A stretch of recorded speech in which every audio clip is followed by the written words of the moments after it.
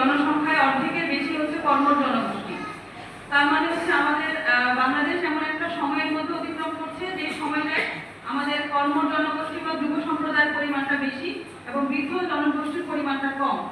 পৃথিবীতে প্রত্যেকটি দেশ এরকম একটা সময় অতিবাহিত করে, যে দেশ এই সময়টাকে সঠিকভাবে কাজে লাগাতে পারে এবং এই কর্ম এবং এই যুব সম্প্রদায়কে সঠিকভাবে দিক নির্দেশনা এবং কর্মসংস্থান এবং কর্ম বানাতে পারে, সেই দেশে কিন্তু উন্নতি লাভ করে।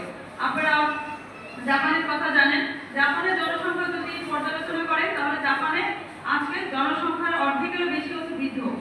কিন্তু তাদের দেশেও একটা সময় আমাদের এখন যে সময়টা যাচ্ছে এরকম সময় গিয়েছিল যখন কর্ম জনগোষ্ঠী ছিল, সেই সময় জাপান অনেক বড় বড় পদক্ষেপ গ্রহণ করেছিল যাতে কর্ম জনগোষ্ঠীগুলোকে বিভিন্ন কর্মসংস্থান দেওয়া যায় বা বিভিন্ন প্রশিক্ষণের মাধ্যমে দক্ষ করে তোলা যায়।